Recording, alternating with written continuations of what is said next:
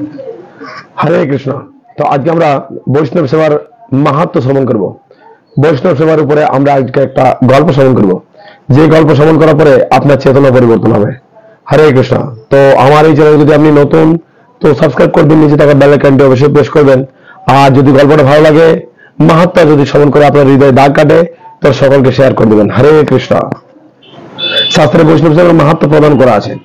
শাস্ত্রে কি বলছে দয়া করে আমরা শ্রবণ করব। পদ্মপুরাণে বৈষ্ণব সেবার মহিমা কীর্তন করে এক সুন্দর বর্ণনা দেওয়া আছে, যেখানে বর্ণন করছেন দেবাদিদেব মহাদেব দেবী পার্বতীকে। দেবাদিদেব মহাদেব দেবী পার্বতীকে বলছেন, হে দেবী, সমস্ত আরাধনার মধ্যে ভগবানের আরাধনা হলো সর্বোত্তম, কিন্তু ভগবত ভক্তের আরাধনা তার থেকে বড়। কারণ ভক্ত সেবার মাধ্যমে জড়জাগতিক সমস্ত ক্লেশ বিনষ্ট হয় এবং পরমেশ্বর ভগবানের প্রতি ঐকান্তিক ভক্তি হৃদয়ে জাগরিত হয়। এবং স্কন্দ পুরাণে আরো বর্ণন করা আছে, যে সমস্ত মানুষ তার শরীরে তিলক দ্বারা ভূষিত এবং শঙ্খ চক্র গদা পদ্ম ধারণ করে এবং শরীরে দ্বাদশ সঙ্গে গোপীজন চন্দনের দ্বারা ভূষণ করে, তাদের দর্শন মাত্রে সমস্ত রকম পাপ থেকে মুক্ত হওয়া যায়। আসলে এই সম্বন্ধে একটা সুন্দর গল্প আপনাদেরকে শ্রবণ করাই। আপনারা এই গল্প মন দিয়ে শ্রবণ করুন। এক গ্রামে এক ডাকাত থাকতো। সেই ডাকাত অত্যন্ত নাম করা ডাকাত ছিল সেই গ্রামের। এই ডাকাত প্রত্যেকটা বাড়ি থেকে সোনা গয়না রূপো টাকা পয়সা সবকিছু ছিনতাই করে নিয়ে আসতো এবং এটাই তার বৃত্তি ছিল। সে কোনো ধার্মিক ছিল না, সে কোনোদিন দান ধ্যান যজ্ঞ আদি এগুলো কিছু করেইনি। মাছ মাংসতে সবসময় রত থাকতেন। একদিন তিনি মনস্থির করলেন যে অমুক গ্রামে ডাকাতি করতে যাবেন। কালক্রমে সেই রাত্রে এত প্রবল বৃষ্টি ঝড় যে সেই ডাকাত বাড়ি থেকে বেরোতে পারেনি। বাড়ি থেকে না বেরোতে পেরে সে রাত্রে সেই বাড়িতেই ছিল। এইদিকে সেই গ্রামে এক ভক্ত রাত্রে এক গ্রাম থেকে আরেক গ্রাম যাচ্ছিল, আর এই প্রবল বৃষ্টি ঝড়ে কোথায় বা যাবে। তখন তিনি সামনে দেখলেন যে সেই গ্রামে একটা বাড়িতে লম্প জ্বলছে। সঙ্গে সঙ্গে সেই ভক্ত তিলক হরিনাম মাহমুদ জপ করতে করতে জলে ভিজে ভিজে কাতর হয়ে সেই ডাকাতের বাড়িতে গেলেন। সেই ডাকাতের বাড়িতে গিয়ে ঠকঠক করতে লাগলো। প্রবল বৃষ্টি, ঝড় হাওয়া বাতাস, বৃষ্টি মনে হচ্ছে আর রাত্রে আজকে থামবেই না। তখন ঠকঠক করার পরে সেই ডাকাত হঠাৎ করে দরজা খুলে দেখলো যে একজন ভক্ত তিলক মালা, গলায় মালা আছে, তিলক করে আছে এবং হাতে হরিনামের জপের মালা, সে হরিনাম জপ করছে। মূলত এই ডাকাত অত্যন্ত ক্রোধান্বিত ব্যক্তি ছিলেন, কোনোদিন কাউকে ভালোবেসে কথা বলেনি, কিন্তু সেই ভক্তের মুখমণ্ডল দর্শন করা মাত্রই তার হৃদয়ে অদ্ভুত এক করুণা উদয় হলো। আর সঙ্গে সঙ্গে তিনি তার বাড়িতে আশ্রয় দিলেন। তা আশ্রয় দেওয়ার পরে সেই ডাকাত আবার নিজের জায়গায় নিজের স্থানে গিয়ে পড়ে শুয়ে পড়ল। এইভাবে সারা রাত ধরে জল বৃষ্টি হয়, ভোরবেলায় জল থেমে যায় এবং সেই ভক্ত সেই ডাকাতের বাড়ি থেকে চলে যায়। এইভাবে কিছুদিন যাওয়ার পরে সেই ডাকাত নিজের কর্মবৃত্তি নিয়ে পরে ব্যস্ত হয়ে পড়ে এবং এক সময় আসে সেই ডাকাতের মৃত্যু হয়। আর মৃত্যু হওয়ার পরে এই ডাকাত তো কোথায় যাবে? মৃত্যু হওয়ার পরে কোথায় যাবে? নরকে স্থায়ী। কারণ তিনি তো কোনোদিন পুণ্যকর্ম কিছু করেনি, কোনোদিন কোনো দান ধ্যান কিছু করেনি, কোনোদিন কারো সেবা করেনি। তো তার গতি হয়েছে কোথায়? নরকে। সে নরকে গেছে। নরকে গিয়ে যমরাজা যখন তার খাতা খুলতে বলছে চিত্রগুপ্তকে, তো চিত্রগুপ্ত যখন খাতা খুলছে, তো তার যে পাপ কর্মের যে লিস্ট, সেই লিস্ট দেখে চিত্রগুপ্তের মাথা ঘুরিয়ে গেছে। চিত্রগুপ্ত যমরাজাকে বলছেন, মহারাজ, এই ব্যক্তিকে কি শাস্তি দেওয়া যায়? এর এমন কিছু পাপ কর্ম বাকি নেই যে পাপ কর্ম করেনি। আমাদের যত কুণ্ড আছে সেই কুণ্ডতে যদি সব কুণ্ডেই একে এক একটা করে শাস্তি দেওয়া যায়, সেটা কম পড়বে। তখন যমরাজ বলছে যে এ তো নিশ্চয়ই কিছু পুণ্যকর্ম থাকবে, সেটা তুমি একবার দেখো।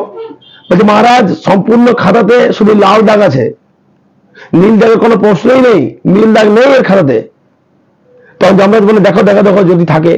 তখন পাতা উল্টাতে উল্টাতে উল্টাতে উল্টাতে শেষের পাতায় কিছু অংশতে নীল দাগ আছে।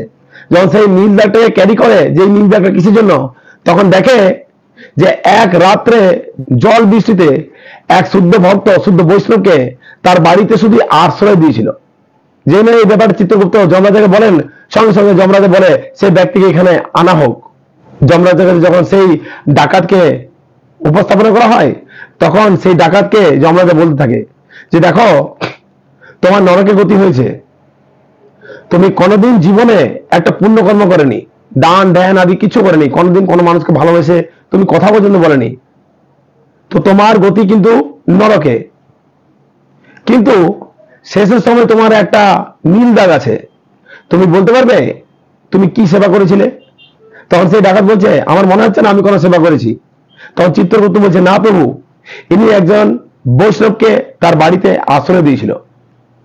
বলছে, হ্যাঁ, একজন ভক্ত এসেছিল কিছুদিন আগে, আমার মৃত্যুর কিছুদিন আগে একজন ভক্ত এসেছিল আমার বাড়িতে, তবে আমি তো তাকে কোনো সেবা করিনি। ও এসেছিল রাতের সময়, আমি দেখলাম কোথায় যাবে, তখন আমি তাকে বাড়ির ভিতরে শুধু একটু আশ্রয় দিয়েছি, বসতেও দিইনি। তার মাথা ভিজেছিল, তার কাপড় ভিজেছিল, আমি একটা বস্ত্র পর্যন্ত প্রদান করিনি। আমি আমার নিজের বিছানায় গিয়ে পরে আবার শুয়ে পড়েছি। তখন যমরাজা বলছে, তুমি এটা এক মহৎ কাজ করেছ, তুমি বৈষ্ণব সেবা করেছ, তুমি অজান্তে ভক্ত সেবা করে ফেলেছ, এবং এই ভক্ত সেবা করার ফলে তোমার বরাদ্দে আরো মনুষ্য জন্মের সুযোগ তুমি পাবে। অতএব তুমি এবারে ডিসিশন নাও যে তুমি প্রথমে পাপ ভোগ করবে, নরকে যাবে, না মনুষ্য শরীর পেয়ে পরে ভূলোকে যাবে।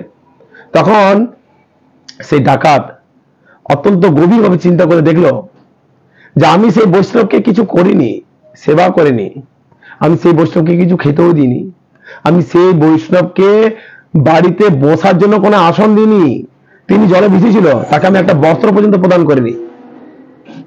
আমার বাড়িতে শুধু আশ্রয় দেওয়ার জন্য আমি আবার একটা মনুষ্য শরীরের চান্স পাচ্ছি, তাহলে আমি এই মনুষ্য শরীর ডেকে নেব, এবং মনুষ্য শরীর পাওয়ার পরে আমি আবার বৈষ্ণব সেবা করব। সঙ্গে সঙ্গে চিত্রগুপ্তকে বললেন যে মহারাজ, আমি প্রথমে এই মনুষ্য শরীরটা পেতে চাই। তখন চিত্রগুপ্ত সঙ্গে সঙ্গে যমরাজাকে বললেন যে প্রভু, এই ব্যক্তি মনুষ্য শরীর পেতে চাই, প্রথমে তার এই স্বীকৃতি ভোগ করতে চাই। তখন যমরাজার আশীর্বাদে সেই ডাকাত আবার একটা মনুষ্য শরীর প্রাপ্ত হলো, এবং এইবার এই মনুষ্য শরীর পাওয়ার পরে তিনি ছোট্ট থেকেই তার সেই চেতনা ছিল, ভগবানের কৃপায় তার সেই চেতনা ছিল বৈষ্ণব সেবার, এবং সে ছোট থেকে এত ভক্ত সেবা করতে লাগলো। যখন এই বাচ্চার আয়ু বাড়তে লাগলো, তখন প্রত্যেকটা গ্রাম থেকে সমস্ত ভক্তদেরকে আমন্ত্রণ করতে লাগলেন, এবং নিজের বাড়িতে তিনি বৈষ্ণব সেবা করতে লাগলেন। তো সেই ব্যক্তি সারা জীবন বৈষ্ণব সেবা করার পরে যখন তার মৃত্যু হলো, তখন তিনি যমরাজের কাছে আবার গেলেন। আমি চিত্রগুপ্ত যখন দ্বিতীয়বার তার সবকিছু বিচার কুষ্টি করতে লাগলেন, তখন দেখলেন যে এই ব্যক্তি এত বৈষ্ণব সেবা করেছে, এত বৈষ্ণব সেবা করেছে, তার পূর্বজন্মে যা পাপ কাজ করেছিল, যা চুরি চিন্তা করেছিল, সেগুলো সব মিটে গেছে, এবং সব দাগ লাল কালি থেকে নীল কালিতে পরিণত হয়ে গেছে। এই হলো ভক্ত সেবা করার ফল। তাই শাস্ত্রে আরো কিছু বর্ণন রয়েছে, আপনারা শ্রবণ করুন। আদি পুরাণে স্বয়ং ভগবান শ্রীকৃষ্ণ অর্জুনকে বলছেন, হে পার্থ, যে ব্যক্তি নিজেকে আমার ভক্ত বলে প্রচার করতে চায়, সে আমার ভক্ত নয়। যে আমার ভক্তের ভক্ত, সে হলো আমার যথার্থ ভক্ত। আহা, হরি বল। ভগবান আরো বলছে, কেউ নিজের চেষ্টায় আমাকে পেতে পারে না, শুদ্ধ ভক্তের মাধ্যমেই কেবল আমাকে পাওয়া যায়। তাই বৈষ্ণব আচরণের প্রথম কার্য হচ্ছে ভগবানের কোন শুদ্ধ ভক্তকে গুরু রূপে বরণ করে তার সেবা করা।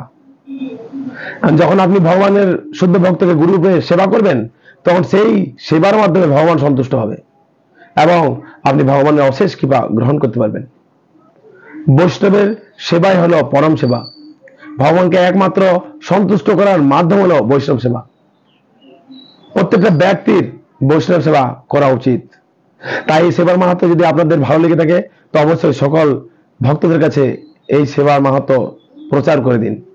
আর যদি আমার চ্যানেলে নতুন থাকেন, তো সাবস্ক্রাইব করে দিন, নিচে থাকা বেল আইকনটা অবশ্যই প্রেস করবেন, যাতে সুন্দর সুন্দর ভিডিও আপনার নোটিফিকেশনের মাধ্যমে সর্বপ্রথম পান। হরে কৃষ্ণ।